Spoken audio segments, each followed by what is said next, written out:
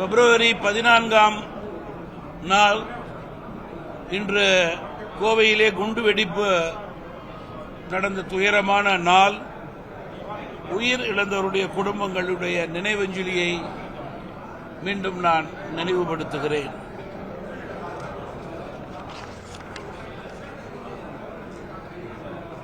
சட்டமன்ற தேர்தலிலே தமிழ் மாநில காங்கிரஸ் கட்சியினுடைய வியூகங்களின் அடிப்படையிலே கூட்டணியினுடைய வெற்றியை உறுதி செய்து கொள்வதற்காக தமிழ் மாநில காங்கிரஸ் கட்சியினுடைய கொங்கு மண்டலத்தினுடைய கூட்டம் இன்று கோவையிலே நடைபெறுகிறது. மாவட்டத்தினுடைய மரியாதைக்குரிய தலைவர்கள், மாநிலத்தினுடைய நிர்வாகிகள், பொறுப்பாளர்கள், அணியினுடைய தலைவர்கள் எல்லாம் இந்த கூட்டத்திலே கலந்து கொண்டு சிறப்பித்திருக்கிறார்கள். கூட்டத்தினுடைய நோக்கம் வருகின்ற சட்டமன்ற தேர்தலிலே கொங்கு மண்டலத்திலிருந்து, மற்ற மண்டலங்களுக்கு தனி கூட்டம், கொங்கு மண்டலத்திலிருந்து சட்டமன்ற உறுப்பினர்கள் தமிழ் மாநில காங்கிரஸ் கட்சியின் சார்பாக சட்டமன்றத்திற்கு சென்று மக்களுக்காக, இந்த மண்டலத்திற்காக குரல் கொடுக்க வேண்டும். அதன் அடிப்படையிலே தேர்தலிலே செயல்பாடு இருக்க வேண்டும். கூட்டணி கட்சியினுடைய வெற்றியை தமிழ் மாநில காங்கிரஸ் கட்சி தங்களுடைய வியூகத்தின் அடிப்படையிலே கடின உழைப்பின் மூலம் வெற்றியை உறுதி செய்து கொள்ள வேண்டும் என்பதற்காகத்தான் இன்றைக்கு கொங்கு மண்டலத்திலே இருக்கின்ற பல்வேறு மாவட்டங்களிலே உள்ள சட்டமன்ற தொகுதிகளிலே தேர்தலிலே நிற்கக்கூடிய வாய்ப்பை பெற வேண்டும் இயக்கத்தின் சார்பிலே என்று நினைப்பவர்கள் தங்களுடைய விண்ணப்பத்தை பதிவு செய்து எங்களது அலுவலகத்திற்கு இன்னும் ஒரு வாரத்திற்குள் அனுப்பலாம் என்று கூறியிருக்கிறோம். விண்ணப்ப படிவங்களை இன்று முக்கியமானவர்களுக்கு விநியோகிக்க இருக்கிறோம். தேர்தலிலே நிற்கக்கூடிய சூழல் இருப்பவர்கள் அந்த விண்ணப்பங்களை பதிவு செய்யலாம் என்று கேட்டுக்கொள்ள விரும்புகிறேன். மேலும் இன்றைக்கு தமிழகத்தினுடைய தேர்தல் அரசியல் நிலை, தேசிய ஜனநாயக கூட்டணி அண்ணா திராவிட முன்னேற்ற கழகத்தினுடைய தலைமையிலே தமிழகத்திலே வெற்றி பெறக்கூடிய ஒரு பிரகாசமான வாய்ப்பை பெற்றிருக்கிறது. அதற்கு திராவிட முன்னேற்ற கழகத்தினுடைய மக்கள் விரோத போக்கே காரணமாக இருக்கிறது.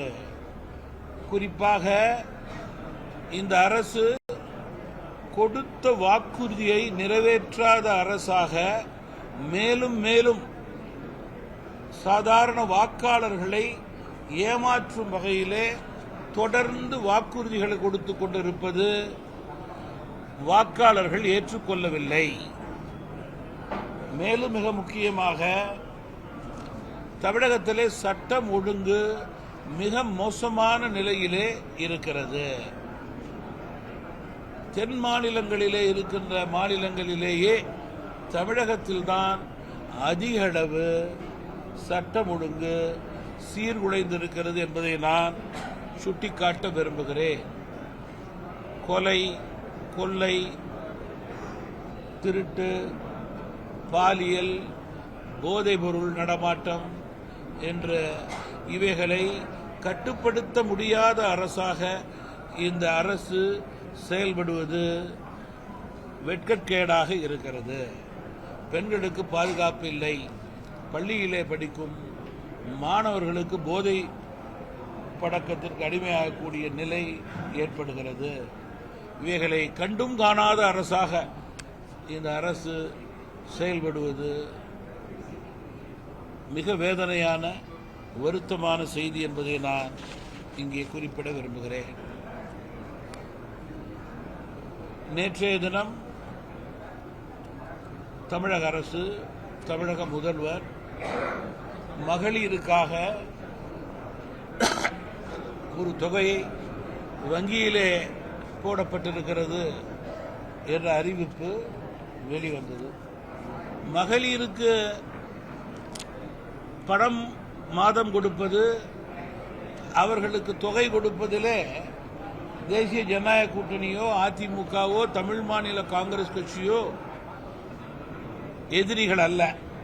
அண்ணா திராவிட முன்னேற்ற கழகமே தங்களுடைய தேர்தல் அறிக்கையிலே 2000 ரூபாய் மாதம் கொடுக்கப்படும் என்ற முதல் அறிவிப்பை வெளியிட்டதை நான் நினைவு கூற விரும்புகிறேன். அப்படி இருக்கும்போது தேர்தல் பயம், தேர்தல் ஜுரம், இதன் அடிப்படையிலே நேற்றைய தினம் பெண்களுக்கு 3000 பிளஸ் 2000 5000 ரூபாய் கொடுக்கப்படும் என்று அறிவித்தது என்பது வெட்ட வெளிச்சமாக நம்முடைய தமிழகத்தினுடைய தாய்மார்களை ஏமாற்றக்கூடிய நிலையை இந்த தமிழக அரசு எடுத்திருக்கிறது. ஏற்கனவே கொடுத்த 1000 ரூபாய் என்பது ஒரு கையிலே கொடுத்து மறுகையிலே டாஸ்மாக் கடைக்கு போய் சேர்ந்ததை நாம் நன்கு அறிவோம். அப்படி இருக்கும்போது தமிழக ஆட்சியாளருடைய சூழ்ச்சி, அவர்கள் கொடுக்கின்ற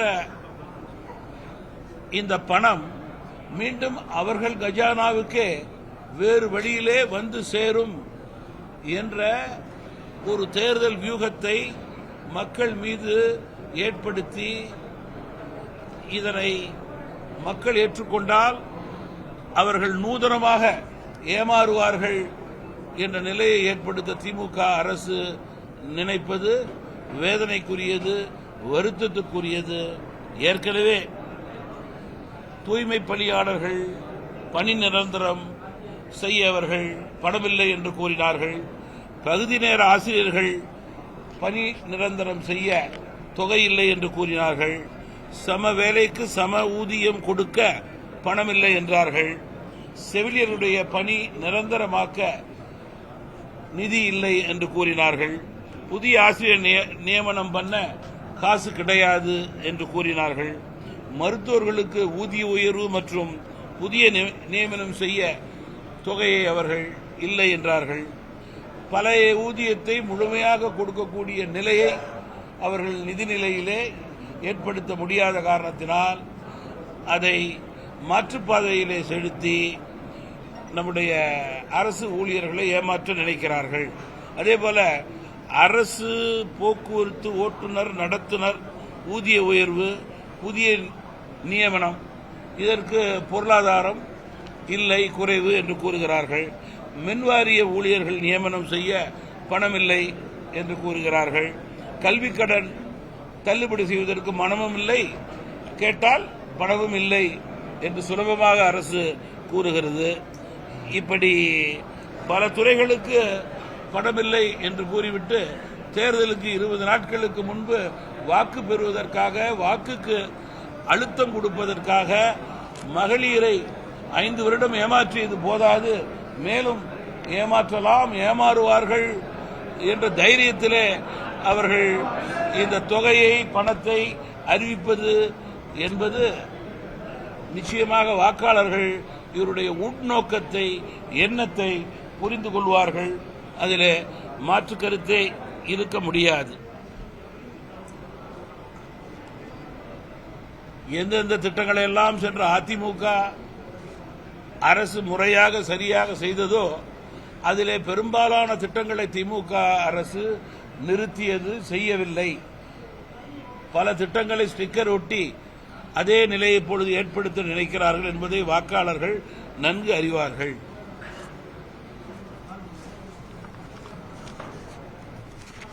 இன்னும் 2-3 தகவல் சொல்லிட்டேன் சார், அப்புறம் நீங்க கேள்வி கேளுங்க. 3 மாத காலம் ஆயிருக்கு. விவசாய தட்கல் மின் இணைப்புக்கு 3 லட்சம் ரூபாய் பணம் செலுத்தியோ இன்னும் அதை முழுமையாக வழங்கவில்லை. அங்கன்வாடி ஊழியர்களுடைய நியாயமான கோரிக்கைகள் நிராகரிக்கப்படுகிறது. ஓய்வூதிய பணிக்கொடை நிறைவேற்றி அவருடைய கோரிக்கை நிறைவேற்ற வேண்டும். பிஎஸ்சி குரூப் 2 மற்றும் 2A தேர்வில் நடைபெற்ற குளறுபடிகள், ரத்தார தேர்வுகள் வெளிப்படையான முறையிலே தேர்வு நடத்த வேண்டும் என்று விரும்புகிறார்கள். இந்த அரசுக்கு செய்ய முடியுமா முடியாதா என்று பதில் கூற வேண்டும். பட்டதாரி ஆசிரியர்களை பொறுத்தவரையிலே ஏற்கனவே தேர்ச்சி பெற்ற ஆசிரியர்களை கொண்டு உடனடியாக நிரப்பிய மாணவர்களின் தரமான கல்வியை அரசு உறுதி செய்ய வேண்டும். கோவை மாநகராட்சியை பொறுத்தவரையில் ஆங்காங்கே கழிவுநீர் சாலை கடப்பது மற்றும் நிறுவையிலே உள்ள மழைநீர் வடிகால் பணிகள் அதற்கு தீர்வு காண வேண்டும். போர்க்கால அடிப்படையிலே நடவடிக்கைகள் எடுக்க வேண்டும் என்று சாதாரண மக்கள் கருதுகிறார்கள்.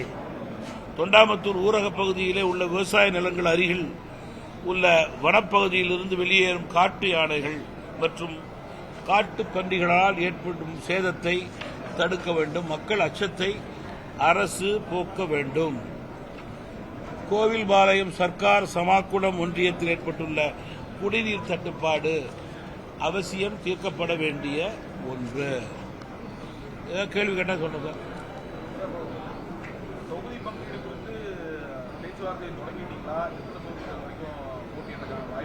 நீங்க தேசிய ஜனநாயக கூட்டணி தமிழகத்தில் அதிமுக தலைமையிலான கூட்டணியில மேலும் கூட்டணி கட்சிகள் சேரும் என்ற நம்பிக்கை எங்களுக்கு இருக்கிறது.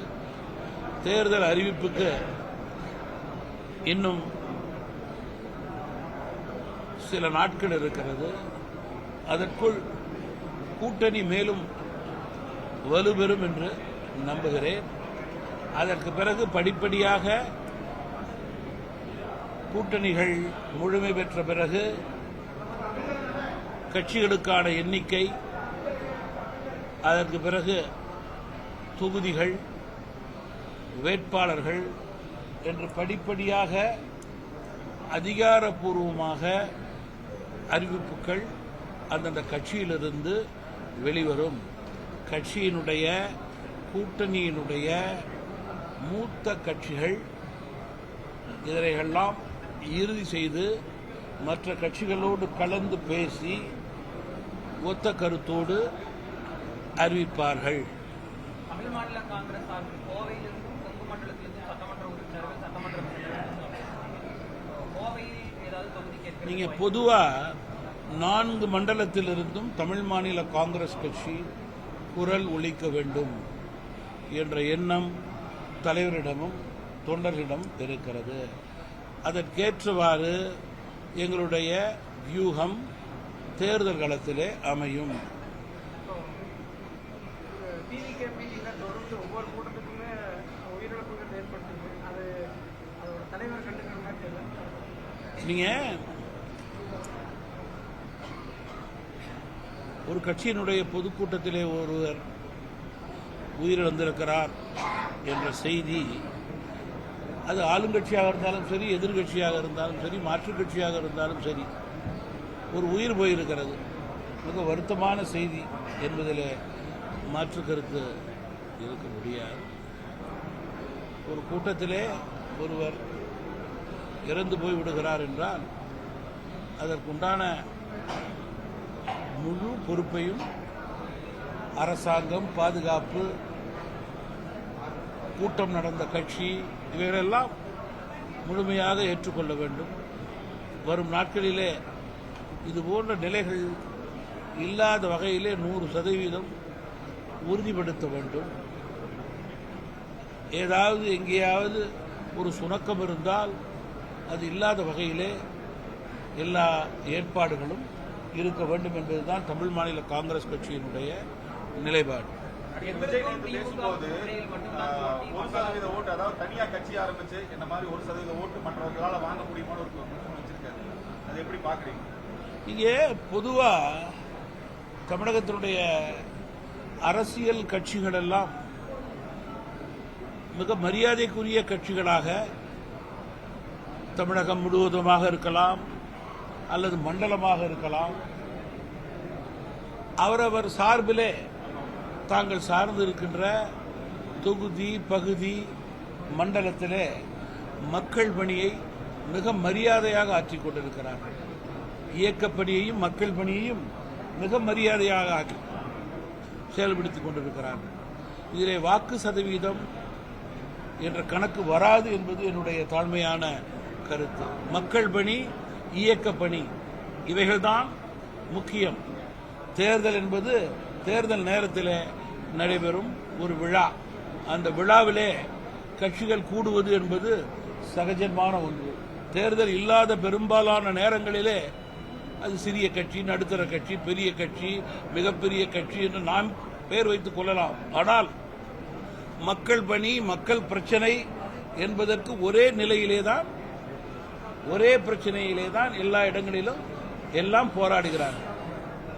அது ஒரு வேணா 1000 பேர் வச்சுக்கலாம், ஒருத்தவங்க 150 பேர் வச்சுக்கலாம், ஒருத்தவங்க 15 பேர் வச்சு பிடிக்கலாம். ஆனால் அதனுடைய எண்ணம் மக்கள் பணியே என்பதை நாம் நினைவிலே கொள்ள வேண்டும். இதுதான் பொதுவான கருத்தாக இருக்க முடியும். பொதுவான கருத்து இதான் பொதுவான கருத்து. நான் அரசியலுக்கு 30-35 வருடம் ஆயிருக்கிறது. என்னுடைய நிலையான கருத்து இதுதான். நான் யார் என்ன கருத்து சொல்றாங்கிறதுக்கு மாற்று கருத்து கூற வேண்டும்னு அவசியம் இல்லை. நீங்க சொன்னதற்கு என்னுடைய பதில் இதுதான். மட்டும்தான் போட்டி, மற்றவர்கள் எல்லாம் மக்கள் அடிக்கடி டெபிட் செய்து விட்டார்கள் சொல்லி மற்ற எல்லா கட்சிகளும் எல்லாருமே மக்கள் புறக்கணிச்சுட்டாங்க ஒரு கருத்து. இப்ப தமிழ் மாநில காங்கிரஸ் கட்சியுடைய கருத்து, தேசிய ஜனநாயக கூட்டணி, அதிமுக தலைமையிலான கூட்டணி தான் முதல் அணி, வெல்லப் போகின்ற அணி, பிரகாசமான அணி. அதற்கேற்றவாறு எங்களுடைய கோட்பாடு, பணிகள் தொடங்கி இருக்கிறது. எல்லா கட்சிகளுக்கும் அவர் அணி தான் முதல் அணி. அதன் அடிப்படையிலே நம்பிக்கையில தான் களத்தில் இறங்குறோம். அதன் அடிப்படையிலே தான் மக்கள் பணி செய்கிறோம். அதன் அடிப்படையிலே தான் எங்களுடைய செயல்பாடும் இருக்கும். ஜனநாயகத்திலே மக்கள் தான் மன்னர்கள் என்று எல்லோருக்கும் தெரியும். யாரை வேண்டுமானாலும் மக்கள் தூக்கி போடலாம்.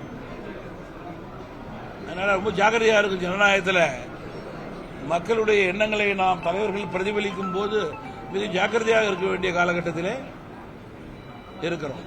நமக்கு பல தேர்தலை பார்த்திருக்கிறோம். பல பெரிய கட்சிகள் எல்லாம் களத்திலே இல்லாமல் போயிருக்கிறது. சட்டமன்ற நாடாளுமன்ற உறுப்பினருடைய பிரதிநிதித்துவம் இல்லாமல் போயிருக்கிறது. அப்படின்னா அந்த கட்சி இல்லைன்னு அர்த்தம் இல்லை. பிரதான கட்சிகள் அந்த கட்சிகள். அதனால களம் என்று வரும்போது மக்கள் தான் எஜமானர்கள், மக்கள் தான் தீர்மானிக்க வேண்டும்.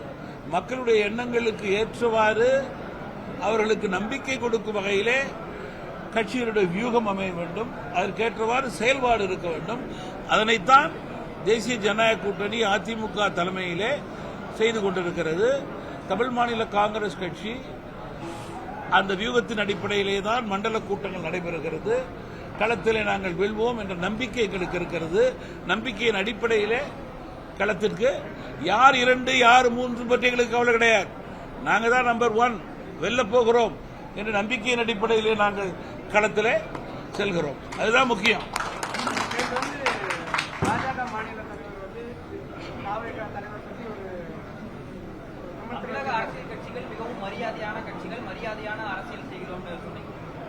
அவர் விஜய் மீது விமர்சனம் வைக்கிறதுக்கு ஒரு பிரபல நடிகையோட பெயரை குறிப்பிட்டு பொதுவெளியில ஒரு விமர்சனம் வச்சிருக்காரு. நீங்க மங்கம் வைக்கக்கூடிய ஒரு மாநில தலைவர் ஒரு இன்னொரு அரசியல் கட்சி தலைவரை விமர்சிக்கிறதுக்கு தனி மனித தாக்குதலா அவரோட ஒவ்வொரு கட்சி அதனுடைய தலைவர்கள் என்று அவரவர்கள் என்று பத்திரிகை நம்மளோட பேசும்போது ஒரு கருத்து இருக்கிறது, ஒரு பாணி இருக்கிறது. தனிப்பட்ட முறையிலே யாரையும் பற்றி நான் தனிப்பட்டவர்கள் சொன்னதை பற்றி சொல்லக்கூடாது, குற்றம் சொல்லக்கூடாது. அது அவர்களிடம்தான் நேரடியாக விளக்கம் கேட்க வேண்டும். அதனால யார் தங்களுடைய நிலையை வெளிப்படுத்தியிருந்தாலும் சரி, அவர்கள் அதை முறையாக சரிப்படுத்துவார்கள். அதில் மாற்றுக்கிறது முடியாது. போய் நான் போய் ஆஜராக கூடாது. நான் சொன்னதுக்கு தான் நான் பதில் சொல்லணும். அவர்கள் சொன்னது தப்புன்னு சொல்ல மாட்டேன். அவர்கள் அதை சரிப்படுத்தலாம், ஒன்றும் தப்பு கிடையாது. அவருடைய எண்ணமாக இருக்கலாம், பாணியாக இருக்கலாம். அதில் நான் சொல்வது, கருத்து கூறுவது தவறாக இருக்கும். தமிழ் மாநில காங்கிரஸ் கட்சியினுடைய பலத்துக்கு ஏற்றவாறு அதிக சீட் இருக்க வேண்டும் என்பது எங்களுடைய தொண்டர்கள், தலைவருடைய கருத்து. அதிலே ஒத்த கருத்தோடு கூட்டணி கட்சிகளோடு பேசுவது தலைவர் என்ற முறையில் என்னுடைய கடமை. அதை நான் முறையாக செய்வேன். அது எவ்வளவு வழக்கா இருந்தாலும் சரி, எங்களுடைய கூட்டத்திலே ஒத்த கருத்தோடு நாங்கள் பேசிக்கொள்வோம்.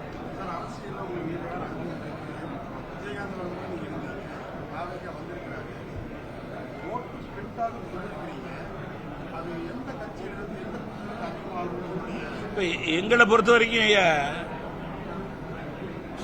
ஒரு புதிய கட்சி வந்திருக்குன்னா அந்த கட்சிக்கு வாக்கு சதவீதத்தை பத்திரிகை, தொலைக்காட்சி ஒரு 2 இலக்கு சொல்றீங்கன்னா, புதிதாக அடுத்த மாநிலத்தில் இருந்து அந்த வாக்குகள்லாம் வர முடியாது. அந்த வாக்குகள் எல்லாம் தமிழக வாக்காளரிடமிருந்தான் வர முடியும். இருக்கின்ற மற்ற கட்சிகளிடமிருந்தான் பிரிந்திருக்க முடியும். அதில் யாருக்கும் மாற்று கருத்தெல்லாம் இருக்க முடியாது. பிரிந்த வாக்குகளிலே பல்வேறு சதவீதத்தை பார்த்தால் ஏற்கனவே ஆட்சி செய்து மக்களுடைய நம்பிக்கையை பெற்ற எங்களுடைய கூட்டணி தலைமைக்கு அந்த வாய்ப்பு இருக்கும் என்பது எங்களுடைய முழுமையான கருத்து. அதன் அடிப்படையிலே வெற்றி யூகத்தை நாங்கள் மேலும் பலப்படுத்துகிறோம். இல்ல, கூட்டணி கட்சிகள் பலமாகும் என்று நான் கருதும் போது அதற்கேற்ற பணிகளை கூட்டணியுடைய முக்கிய கட்சிகள் அந்த வியூகங்களை எல்லாம் செய்வார்கள்.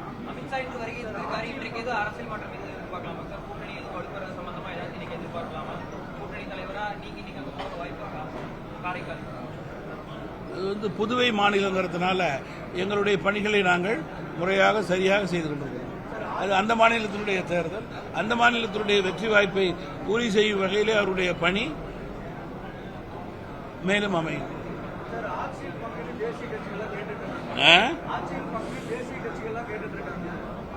தமிழ் மாநில காங்கிரஸ் கட்சியினுடைய ஒரே நிலைப்பாடு, முதலிலே நம்முடைய கூட்டணி வெற்றி பெற வேண்டும். அதற்குண்டான இலக்கு நம்பர்ஸ் அதனை அடைய வேண்டும். அதற்கு பல மடங்கு மேல் அடைவதற்கான வாய்ப்பை களத்திலே நாம் ஏற்படுத்த வேண்டும்.